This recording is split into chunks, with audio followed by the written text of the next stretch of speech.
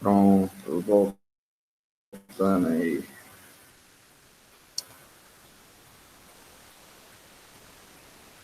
Então, ok agora, né?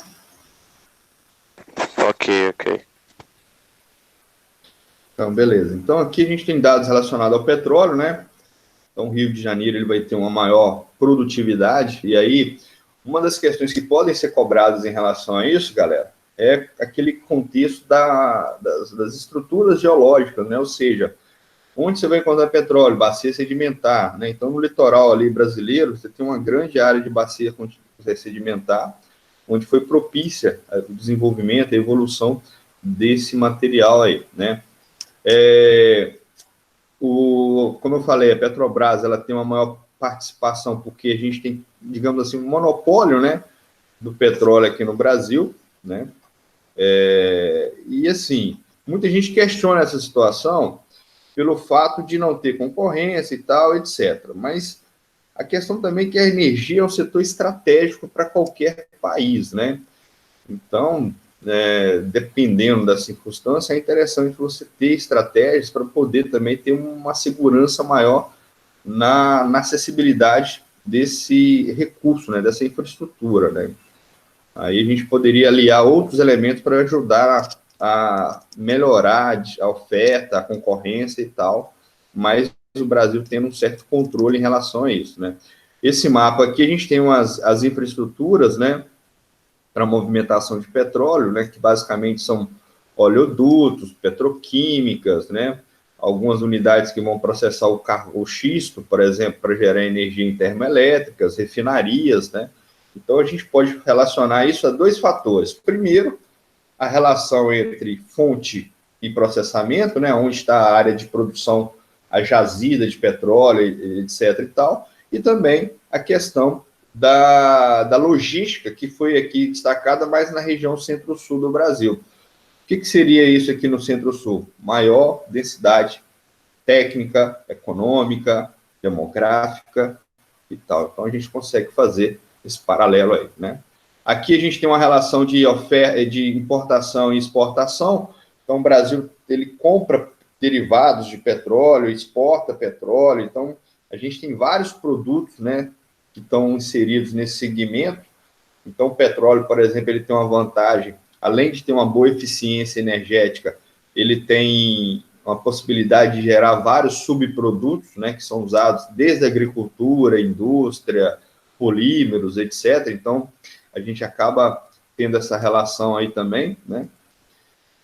E aí, como eu falei, a gente tem as áreas, eu coloquei esse mapa aqui, eu achei que ficou bem tranquilo da gente entender que aqui está as áreas do pré-sal, né, no litoral aqui, e é justamente nas áreas de bacia sedimentar, né? Então a gente pode fazer essa correlação das áreas de sedimentação, né? Igual aqui no caso da Amazônia, né? E do litoral aqui. Então há uma relação geológica muito intensa em relação às jazidas de petróleo e combustíveis fósseis também. Então, a gente pode fazer essa relação. E aqui uma imagem aqui que representa o pré-sal, né? Então, a gente está falando de uma camada de 5, 6 mil metros de profundidade, um sistema extremamente complexo de exploração do petróleo, porque você tem um risco ambiental, você tem um custo econômico muito grande para isso.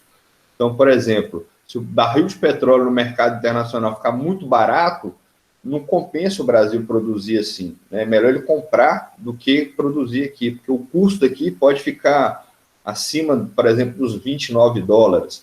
Né? Então, se o barril de petróleo chegar a $20, é melhor ele comprar do que ficar produzindo. Então, a gente tem esses detalhes aqui. A vantagem é a seguinte: furou aqui, geralmente acha petróleo muito fácil, mas o custo para extrair ele é muito caro. Né? Então, a gente tem esse problema também. Se a gente comparar com o Oriente Médio, como um país como a Arábia Saudita, Kuwait, lá a situação é bem diferente. Lá o custo, a última informação que eu tive, para tirar um barril de petróleo lá no Oriente Médio, dependendo do lugar, você gasta $9. Né? Nenhum lugar no planeta é tão barato assim. Então, para eles, você vai ali e pega um balde de petróleo. É simples, né? Por causa do contexto geológico que eles têm ali, né? tem mais petróleo do que água em alguns países, como, por exemplo, o Kuwait, né? Então, a gente tem esse detalhe aqui, né? O gás natural também é uma energia que ela tem uma vantagem em relação ao petróleo e o carvão, que ela é menos poluente, né? Ela é considerada mais limpa dos combustíveis fósseis, né? E por que o Brasil importa isso? Porque ele é usado em indústria, tá? E um país que oferece uma quantidade significativa de gás no Brasil é a Bolívia. Então, o Brasil compra da Bolívia, porque a Bolívia tem um contexto geológico muito interessante, né? É engraçado que é o seguinte, a Bolívia está na Cordilheira dos Andes. Então, você olha e fala assim, bom, isso aqui é uma área de desdobramento moderno. Mas, no entanto, a região ali onde está a Bolívia hoje, por ela já ter sido ali colocada no nível do mar, né, digamos assim, ela foi soerguendo, ela foi subindo. Então, na medida que a tectônica foi atuando, algumas áreas de sedimentação foram preservadas, foram sendo soerguidas junto com a Cordilheira dos Andes. Então, é curioso que a gente encontra em alguns lugares fósseis, você tem aqueles desertos de sal lá na região da Bolívia também. Então, isso ajuda a gente a entender esse contexto de ter recursos como o gás natural na Bolívia. E a Bolívia importa isso para o Brasil, né? Exporta, melhor dizendo, e inclusive tem gasoduto que chega até na nossa região aqui, né? Os Minas, a Peram, por exemplo, usa esse gás aí, tá? Então, gás natural, o Brasil, ele não tem autossuficiência, ele precisa importar, né? Então, ele tem algumas vantagens, né? Ele tem um alto rendimento de energia líquida. O que seria isso? O custo-benefício dele é melhor, né? Emite menos poluentes. No entanto, ele tem algumas desvantagens também, né? Além da questão de emitir gases poluentes em alguma situação, provoca potencial poluição em lençol freático, né? Você tem intervenção geológica ali para tirar ele, então tem esses detalhes aí também, né? O carvão mineral é um carvão, o carvão ele também tem uma questão muito interessante do custo-benefício, mas no nosso caso, o nosso carvão não é muito interessante para a geração de energia elétrica, né? Para ser usado em termoelétrica, por exemplo. Então, a gente tem algumas termoelétricas que usam carvão importado, né? E os que produzem um carvão de melhor qualidade, geralmente são a Rússia, China, Canadá, Estados Unidos, e o nosso carvão ele é menos eficiente, né? No caso aqui, uma outra questão atual, né, em torno da questão do carvão, é o xisto betuminoso, tá? O xisto betuminoso, ele foi desenvolvido, né? Na verdade, se desenvolveu um método de extração de gás e de óleo de xisto. Então, os países que mais se destacam nisso atualmente é a China e os Estados Unidos, né? Não só pela questão das reservas, galera, mas também pela produção de gás e óleo de xisto. Ah, mas por que esses dois países fazem isso? É óbvio, questão econômica, né? Produtividade acelerada, então você tem uma maior demanda por energia. A União Europeia ela não investiu muito na ideia ainda, porque ela está trabalhando na contramão dos combustíveis fósseis. Então, esse ano passado, por exemplo, se eu não me engano, foi proibida a venda de carros integralmente movidos a combustíveis fósseis em alguns países na Europa. Então, hoje, você só vende carro lá híbrido ou elétrico, né? Qual que é o objetivo disso? Diminuir a poluição atmosférica, né? No caso aqui, a gente pode pensar também na questão geopolítica. Por quê? A Rússia, o foco dela é o petróleo in natura, né?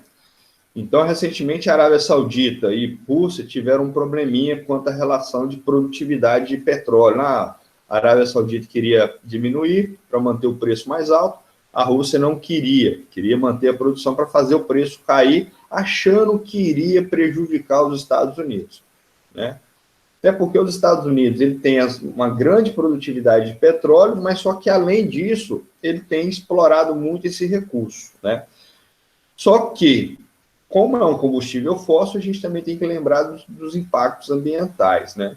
E o Brasil, a gente tem uma certa possibilidade, né, de usar esse recurso, mediante algumas reservas de xisto que a gente tem, né? Só que, né, com a nossa característica geográfica, talvez não seja uma fonte tão necessária por enquanto. Mas, né, no futuro, a gente pode pensar que se tiver uma demanda maior de energia, pode ser um recurso alternativo, apesar dos problemas negativos que isso traz, né?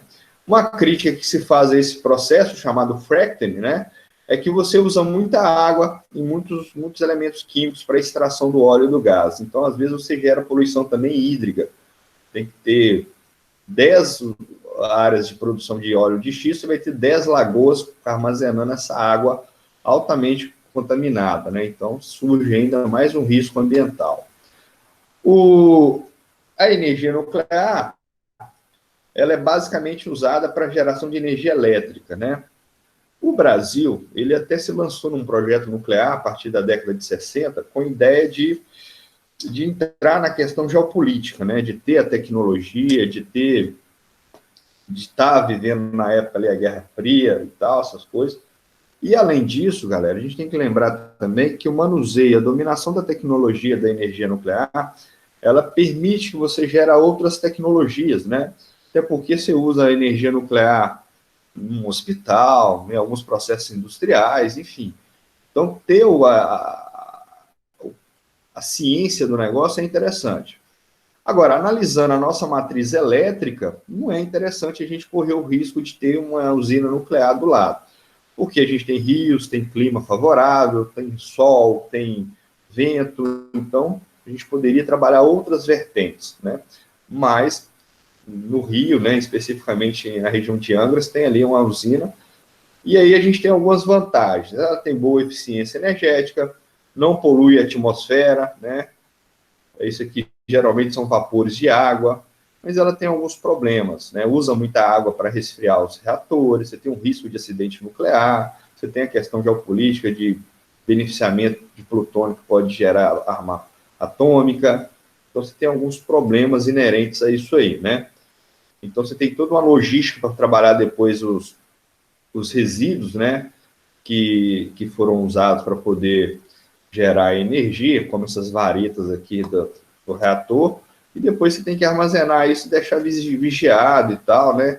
Então, imagina você morar do lado de uma área que está cheia de coisas como essa, né? Então, fica uma situação meio complicada isso aí. A energia solar, o Brasil tem um potencial bem significativo, né? Isso aqui é um estudo que foi feito no Brasil em 2019, né? Então, a ideia de entender o comportamento da energia nuclear é levar em consideração tanto o relevo, o clima, né? E a precipitação propriamente dita, né? Então, aqui a gente tem uma modelagem, né, que foi usada para poder gerar as áreas de maior potencial de geração de energia fotovoltaica, né? Porque tem aquela energia que só aquece a água, né? Muito usada nas casas atualmente, mas também o que interessa aqui para a gente é a fotovoltaica, que é aquela que gera energia, que converte energia luminosa em energia elétrica, né? Então, esse mapa aqui, a gente consegue ver as áreas de maior potencial, né, de geração de energia solar. Então, pega aqui o Nordeste, algumas áreas aqui no interior do Brasil, né? Essa região aqui, a Amazônia, por exemplo, ela não é interessante, porque é quente, ela cai muito sol, etc. Só que você tem que lembrar do fator aqui vegetal, né? A vegetação aqui, ela emite muita umidade para a atmosfera terrestre. Então, aquela umidade que fica nas nuvens não deixa a energia solar bater nos painéis. Então, a Amazônia, por exemplo, se cair em prova, ela não é interessante para geração de energia solar por causa da questão da umidade, né, presente na atmosfera terrestre, né? Então, a gente pode também pensar nisso, é uma fonte de energia interessante, né? E aí você tem a vantagem e desvantagem de cada uma. No caso da energia solar, assim como a energia eólica, um grande problema é a relação do custo, né, para se gerar essas energias e também a questão do controle da produção dessa energia, né? Então, são fatores que independem do homem. Por exemplo, comparam a hidrelétrica. A hidrelétrica está lá o reservatório, a água está lá armazenada. Eu tenho 15 turbinas para gerar energia em hidrelétrica. Eu estou usando 10. Horário de pico, horário que tem maior consumo de energia, eu vou lá e ligo as outras 5 turbinas e aumento a produtividade. Passou aquele pico, eu vou lá e diminuo a produção. Então, eu faço reserva de água, beleza? Agora, a eólica, a solar, não permite esse controle na quantidade de produção. Então, você depende de fatores externos ao controle humano. Então, talvez uma das desvantagens também seja isso aí, né? Mas a gente também pode usá-la como complemento em alguns casos, né? Aqui é um mapa da energia eólica, né? Então, aqui a gente tem as áreas de maior potencial, no sul e no nordeste, principalmente, né? Qual que é a relação disso com, por exemplo, aquela aula de climatologia que vocês já tiveram? A diferença da pressão atmosférica, sistema de deslocamento de vento, né?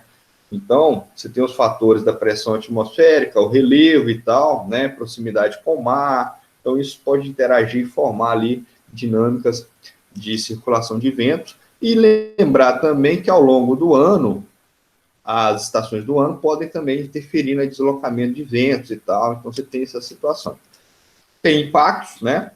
Também, né? Além da mudança na paisagem, né? Você vê a hélice ali girando e tal.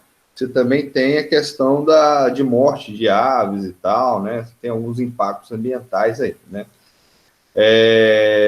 E no caso do Nordeste, que é a maior produção de eólica no Brasil, e um bioma que é muito afetado por elas é a Caatinga, né? Então a gente tem essa situação também aí, e aqui um outro mapa de potencial produção de energia eólica no Brasil, né? E aí um boxezinho com vantagens e desvantagens, tá? E aí, o último aqui, os biocombustíveis, né? O Brasil tem uma vantagem por causa da questão da agricultura, né? A alta produtividade.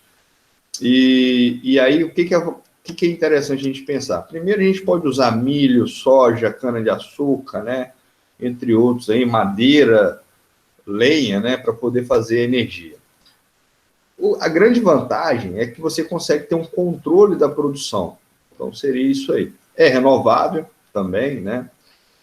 No caso da agricultura, a gente trabalha em safras, né? Então, algumas culturas demoram aí 4, 5 meses para serem colhidas e tal.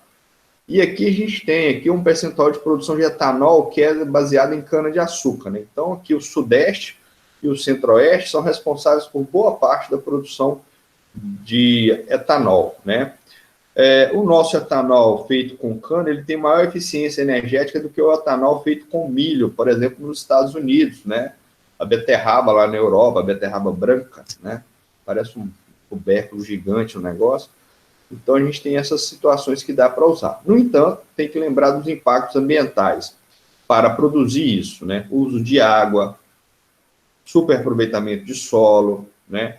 Lembrar dos problemas socioambientais, né? Fome, insegurança alimentar, conflitos territoriais por causa de pequenos e médios produtores em relação aos grandes latifundiários que trabalham na produção da cana-de-açúcar voltada para a indústria e para a exportação de derivados dele. Então, a gente tem esses detalhes que também são importantes, né? E um tema muito discutido recentemente é a questão do uso da água, né? Porque são irrigações, agriculturas irrigadas, e consome pra caramba a água nesse sentido, né? Outro recurso também, né? O biodiesel, que também tem como aporte a produção de soja, né?